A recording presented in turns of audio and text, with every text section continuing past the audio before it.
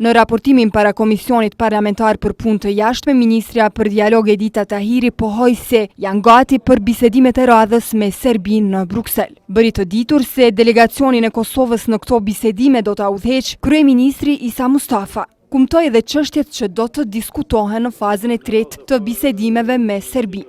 E para, vendosja e kufirit ndërkombëtar mes dy shteteve, përkatësisht demarkacioni i kufirit ndërshtetëror mes Kosovës dhe Serbisë.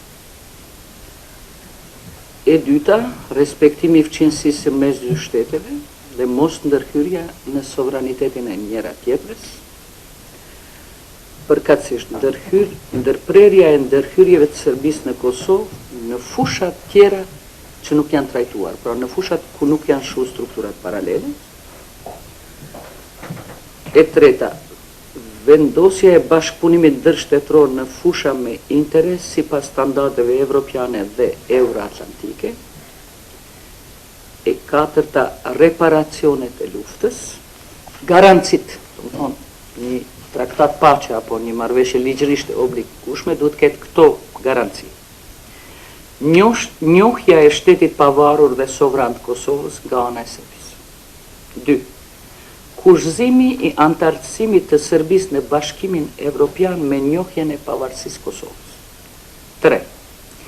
Pamundësimi i Serbisë që ta pengojë antarësimin e Kosovës në Bashkimin Evropian dhe organizata tjera ndërkombëtare duke përfshirë edhe OKB. 4. Pamundësimi i Serbisë që të pengojë antarësimin dhe pjesëmarrjen e plotë të Kosovës në të gjitha organizatat ndërkombëtare të kulturës, sportit e të tjera, heqja e Kosovës nga kushtetuta e Serbisë.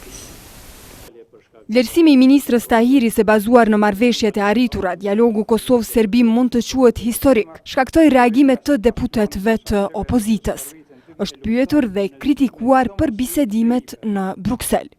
A nuk ka qenë prioritet që spari në kornizën e bisedimeve të bisedohet për të pagjeturit? Sepse janë edhe 1600 pagjetur e thatë dhe në të drejtë. Ku thoni që ne bisedimet marrëveshjes janë bën gjitha në përputhje me ligjet dhe kushtetutën, unë e di që si janë bën, se njëherë mas pari bisedimet s'kan filluar në përputhje me kushtetutën e ligjet dhe realitetin. Unë do ta përmend, do ta ripërsëris kuptohet, një marrëveshje të domshme antikushtetuese dhe që nuk është në frymën e kushtetutës me këto farë të ri. Është marrëveshja edhe e shkurtër 2015 për drejtsinë dhe gjykatat. Që çdo marrëveshje që është mri deri tash të jetë pajtim me ligjet e Kosovës. Dhe i kam thënë mediave, analistëve, politikanëve, urdhëroni, cila prej marrëveshjeve nuk është në pajtim me ligjet e Kosovës, unë dhe zyra ime është e hapur e janë të bisedoj. Sipas ministrës Tahiri, këto bisedime në Bruksel në 10 orë nuk mund të vazhdojnë pa u zbatuar nga pala serbe marrëveshja për kodin telefonik dhe marrëveshja për kostin. Debati në këtë mbledhje të Komisionit të Punëve të Jashtme të Kuvendit të Kosovës zgjati 3 orë pa asnjë pauzë.